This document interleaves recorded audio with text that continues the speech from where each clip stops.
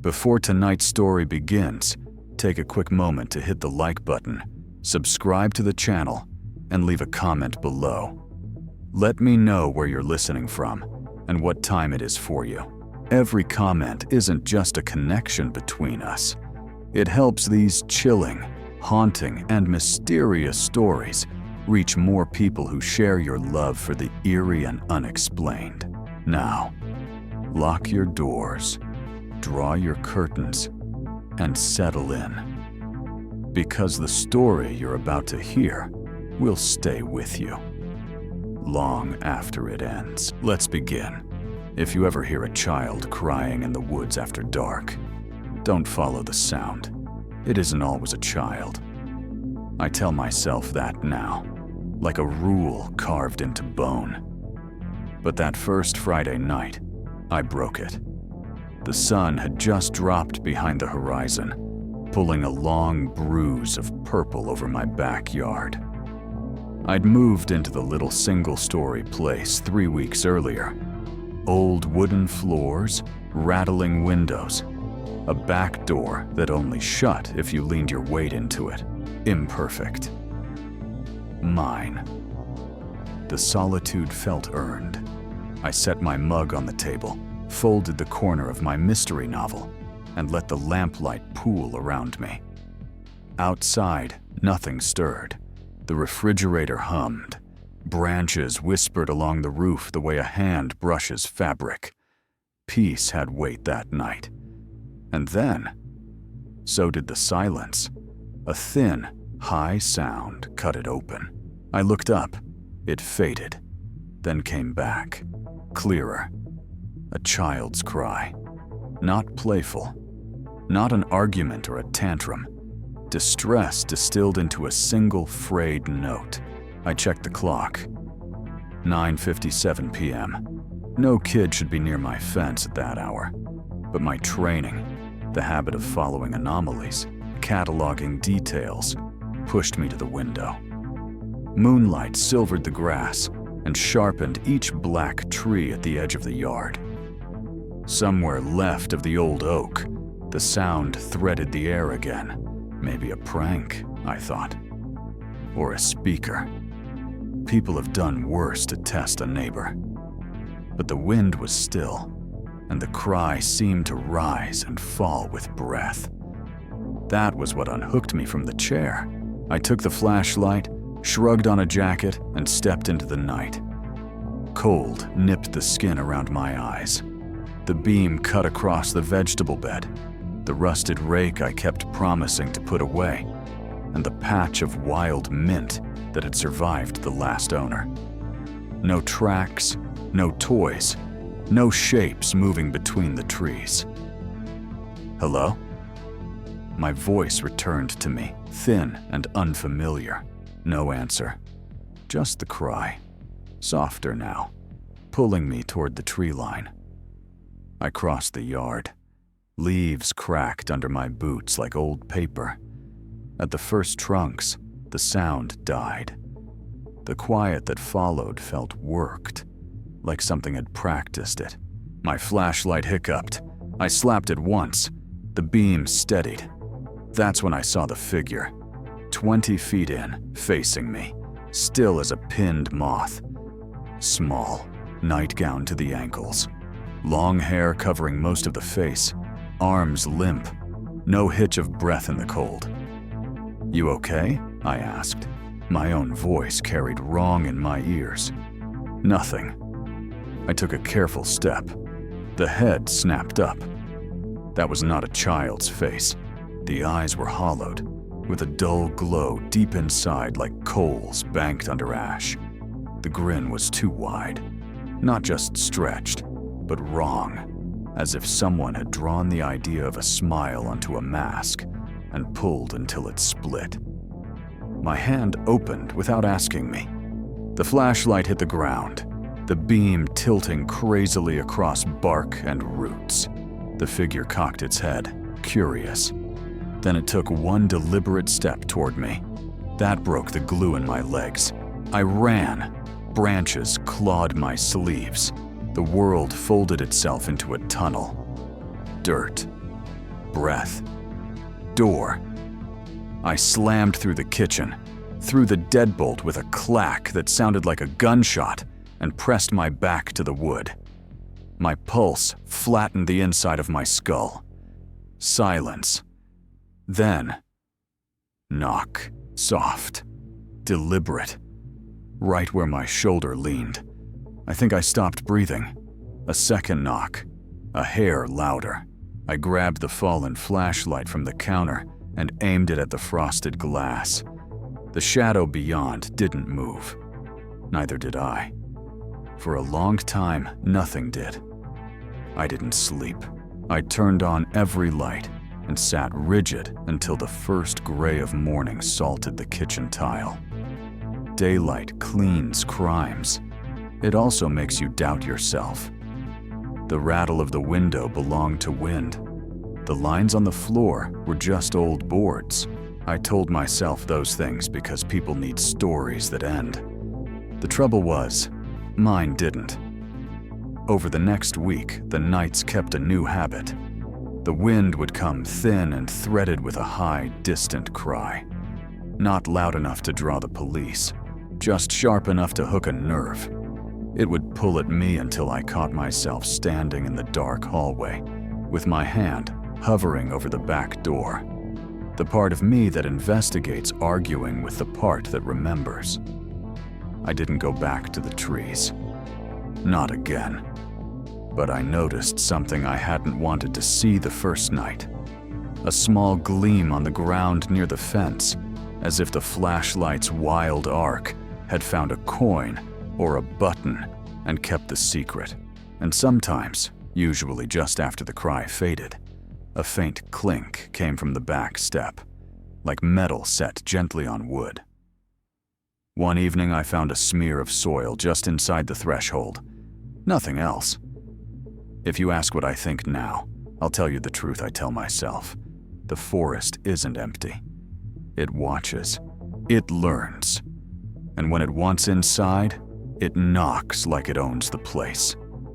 Some nights I still hear the child. I keep the lights on and the deadbolt turned. When the urge to open the door pricks like a splinter under the skin, I picture the grin stretching and stretching until the world splits. If you hear a cry after dark, do not follow. Not unless you're ready for something to notice that you did. And if you ever hear a small, polite clink at your back door, do not open it to see what it left. You won't like what fits in your hand.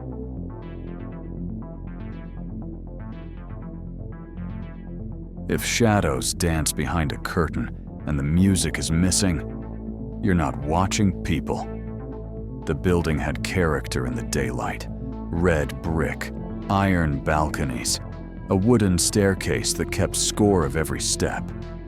The rent was low because the neighborhood was tired, but quiet.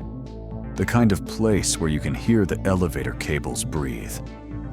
I took the second floor unit with a view into the courtyard. Faded wallpaper. Small kitchen. Bedroom window big enough to frame sky.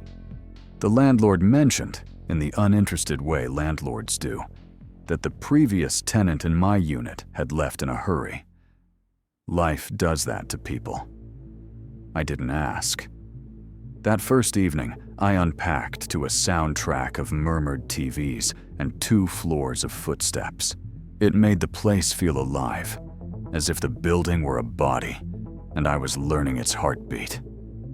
I stepped out onto the balcony to let the heat bleed off my skin. Across the courtyard, behind a drawn curtain, a light pulsed very softly.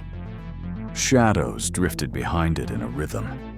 At first I thought I was catching the edge of a party, but there wasn't a thump of bass, no laughter curling into the night. Just silhouettes turning and turning like the minute hand of a clock. I watched longer than I should have. The shapes never came close to the glass. They didn't overlap like people. They kept the same distance, the same sway, all of them. It had the precision of a ritual. I told myself there was nothing strange about quiet neighbors. I went inside, shut the door, and tried to ignore the feeling that I had watched something that wasn't meant for sound. An hour later, I checked again. Dark. Curtains still drawn. Light gone. In the morning, I asked the landlord which unit I'd been watching. He scratched his head. That one's empty. Been a year. We're renovating it. Slowly. He gave me the look polite people give when they think you were squinting at the wrong window. That night, the courtyard felt emptier for knowing that. I made tea. I told myself certainty was better than doubt. Around 10, soft knocking floated from the hallway. Not my door. Somewhere along the spine of the building, as if a hand were teaching itself how hard to knock. It grew a shade louder, a shade more confident. I pressed my eye to the peephole. Empty. Rationality is a wall I've leaned on my whole life. It groaned but held as I cracked the door. The hall stood still, like a photograph. Cold air pooled along the floorboards. It smelled faintly of damp paper. Laughter touched the stairwell then. Wrong laughter. The timing was off, the notes too evenly spaced, as if someone had heard laughter once and was now playing it back with the edges shaved. I followed because I investigate, because patterns itch, because I am bad at leaving a door closed when something presses on the other side. I reached the stairwell and the sound stopped. Silence isn't just the absence of noise. It's a presence with weight when it's put there on purpose. I leaned over the rail. They were standing at the bottom. 3 figures, still. Heads tilted back at the exactly same angle, looking at me. Or through me. The light from the landing above barely glazed their faces. Their shoulders looked wrong, too high or too eager, like something had built them from description and got the posture almost right. I didn't call out. Calling names makes things real. I waited. They waited better than I did. Then they turned together, walked into the lower hallway. Their footsteps echoed correctly. Until they didn't. I didn't sleep. Every creak rolled toward me like a tide. The window felt like an eye. The building kept my attention on a leash the next few nights. I heard a thread of music from the empty unit. A radio from another era. A record player? No sound carries like that. Sometimes the hallway knocks returned. Soft. Testing. And sometimes, not long after, a single metallic tick kissed my threshold, like a coin settling. The final night I stayed, my room woke itself with light. Flickering. Uncertain. My clock read 2:13 a.m. I turned toward the window and saw that same curtain across the courtyard, glowing. The shadows behind it moved in that same patient rhythm. Then one of them stepped onto the balcony. It didn't push the curtain aside. It slid through. The shape went darker, like cut paper against a lamp. The head moved slowly, as if savoring the mechanics of turning. I held very still, because prey does. When it found me, I knew. Not because it pointed or waved, because the space between us felt measured, then claimed. I yanked my curtains shut and fumbled the lock with hands that didn't quite obey. The rest of the night was a study in staying awake. By noon, I had a bag packed. I told the landlord I was leaving. Breaking the lease cost exactly what I thought it would. I paid it. On the way down the hall, the elevator was busy with other floors, so I took the stairs. When I reached the landing outside the empty unit, my eyes pulled left before my head did. Something lay in the dust against the jamb. Small, ornate, brass. I didn't touch it. I don't pick up things that announce themselves with a glint. but the shape burned into my memory anyway. Bow heavy in the hand, stem worked with carvings, a key old enough to outlast its lock. That night in the new place, the building was younger and louder and confidently alive. I told myself I had learned something. Then, just as I drifted, my front door gave a soft, polite clink, the sound of metal greeting wood. I didn't get up. Doors are tests. Some you pass by not opening. If you ever see shadows dancing without a song, close the curtains. If you ever see a brass key sitting where no one lives, treat it like a tooth. Once lost, it wants back into a mouth.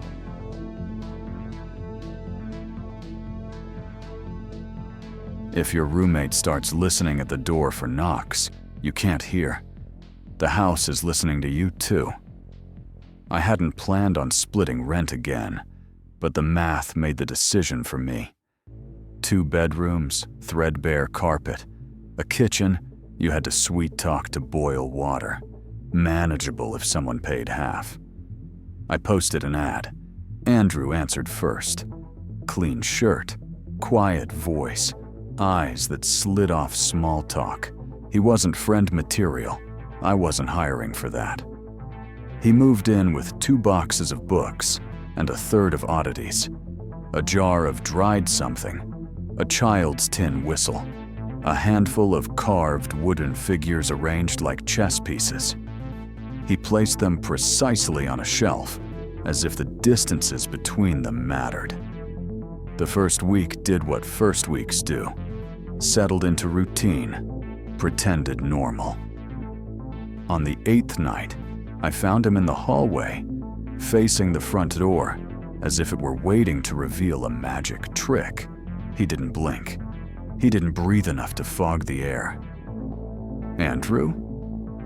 I kept my voice level because I know how quickly a question can tilt a room. He turned his head a fraction. Did you hear that? His words were taut as wire. Hear what? The knocking.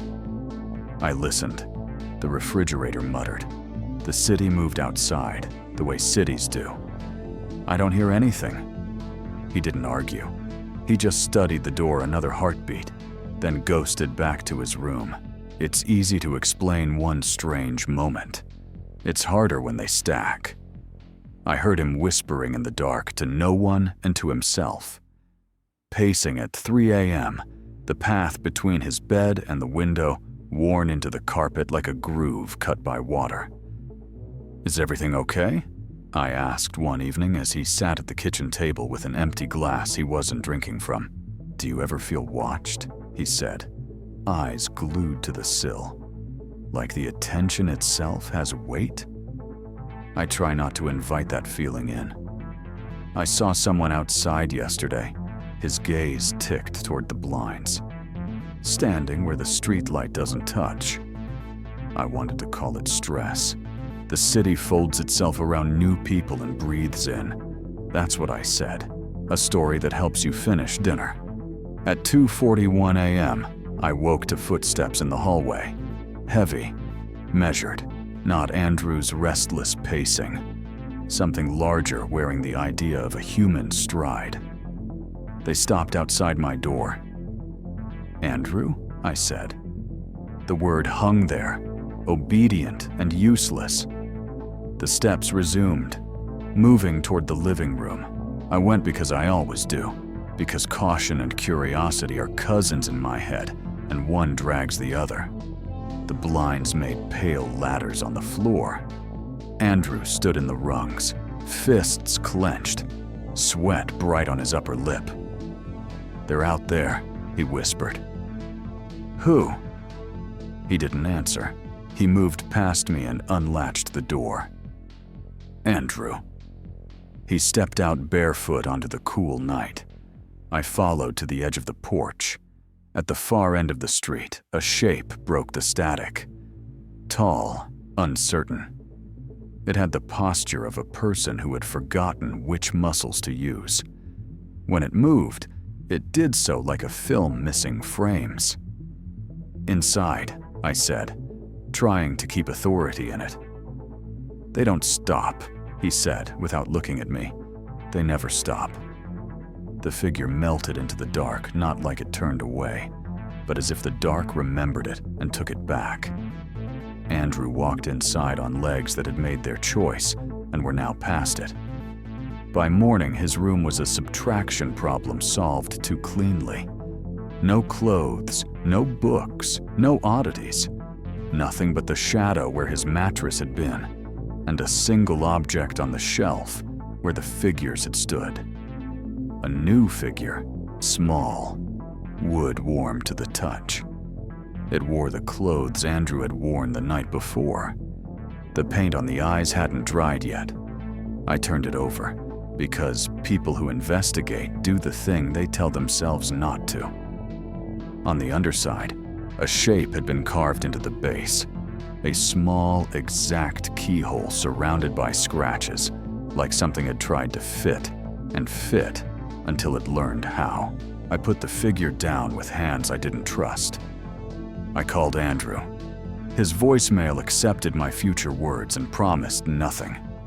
I told myself he'd left, because that's what people do when the world moves inside their head.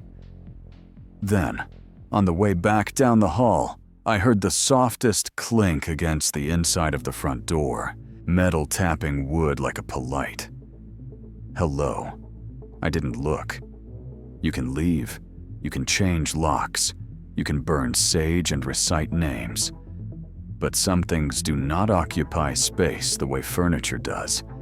They live in attention, in the narrow place between hearing and not. Andrew walked into that place and didn't come back. Every now and then, I think I see him out of the corner of my eye, standing very still by the window. When I look directly, it's just the reflection of my own shoulders, too high, wrong in the glass. I keep the little wooden Andrew on the top shelf now, turned face down. The underside's keyhole kisses the wood. If you ask me why I don't throw it away, I'll tell you a truth I don't like. Things that want to be kept have learned how to be found again. And if you ever hear knocking no one else hears, do not answer the door with your hands empty. Something is waiting for them.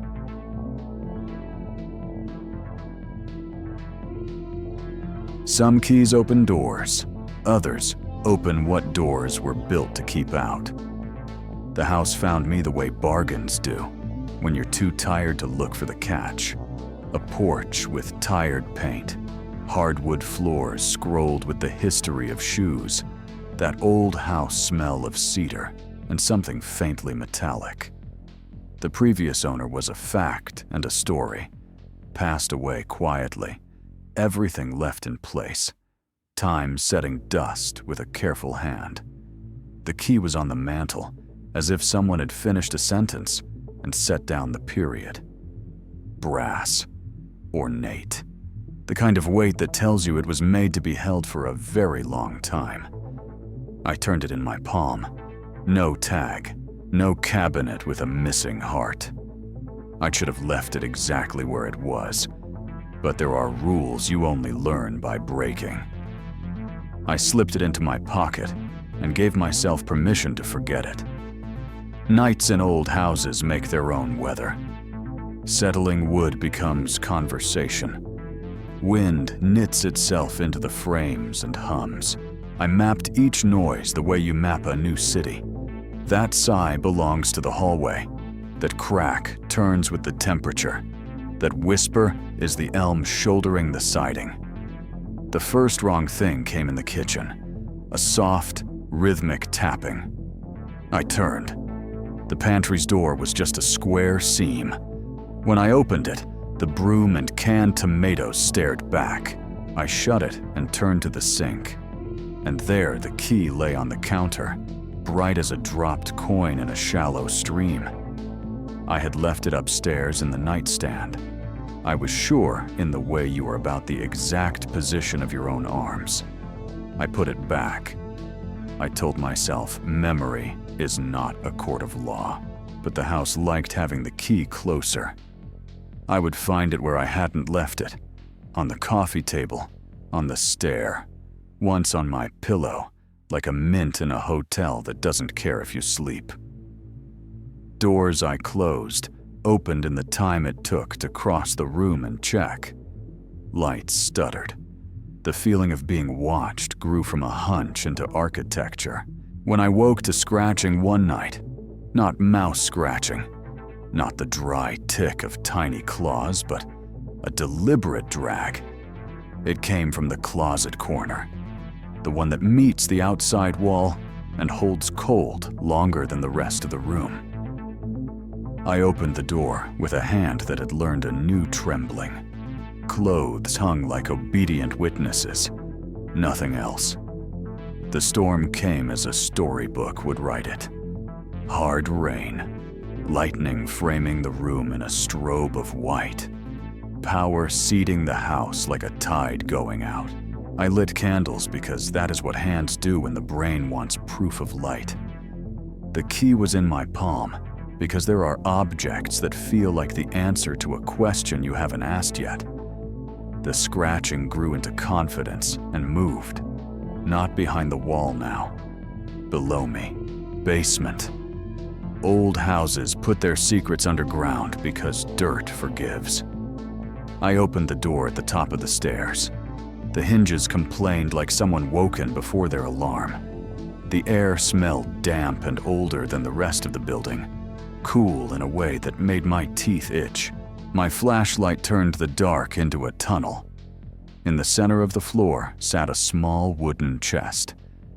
It had the quiet authority of something that had waited a very long time, without doubting it would be opened. The lock was not a surprise.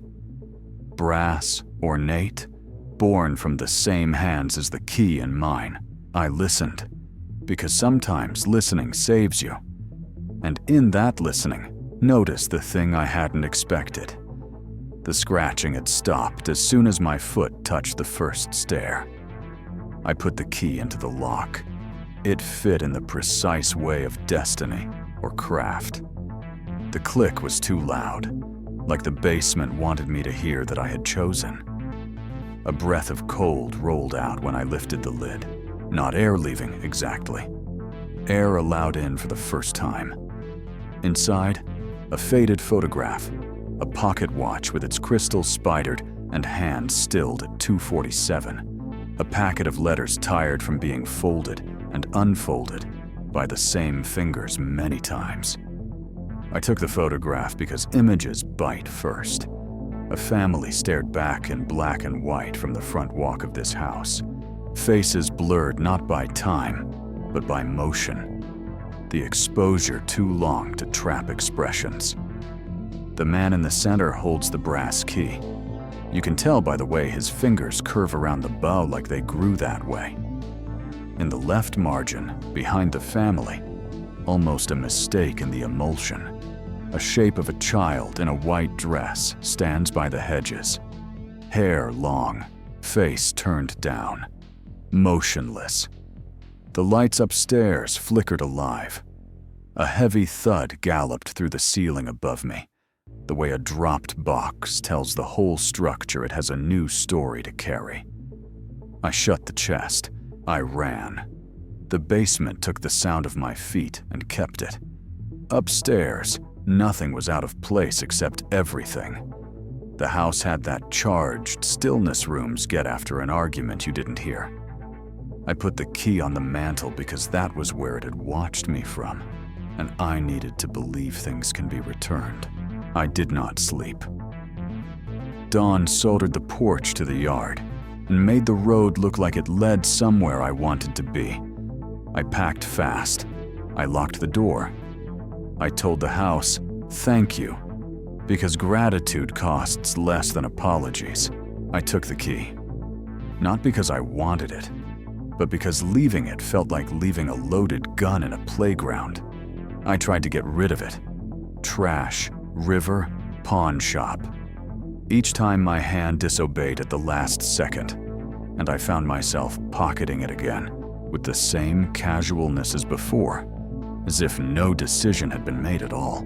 Weeks later, in another apartment, in another part of the city, I woke to a small sound against my front door. A soft tap, then a second, metallic and gentle, like a key set carefully on wood. When I opened the door, yes, I failed my own rule. There was nothing. The hallway was all blank paint and carpet that swallows footsteps, but down the corridor, propped against the jamb of a unit no one rented, lay a glinting shape familiar enough to sour my mouth, a brass key twin to mine, or mine's reflection. I didn't touch it. I went back inside. I turned the deadbolt and slid the chain, and put my own key on the desk. It wasn't there. It sat on the pillow, nested where my head had been, as if it had been listening to my dreams and wanted to lie to my face about them. People ask if I regret opening the chest. I do, and I don't. If I hadn't, the scratching would have taught itself another language. If I hadn't, I might still be sleeping next to a secret that prefers a locked door. Now, sometimes, a photograph turns up in the mail with no return address. The same family, taken from a slightly different angle. The man's hand, moving just enough to show the key turning between his fingers. Behind them, where the hedges meet the path, a child stands. In one of the newest prints, someone else is there too. A tall, wrong-shaped shadow at the very edge of the frame, as if the dark wanted to be included. If you ever find a key with weight out of proportion to its size, if it appears where you know you didn't leave it, if it grieves to be thrown away, listen to me like I'm trying to save you. Some keys don't open doors. They open attention, and once attention is open, it doesn't close when you leave the house. Keep your lights on. Keep your hands off the lock. And if you hear a small, polite clink against your door in the middle of the night, do not reward it by looking. It already knows you're home.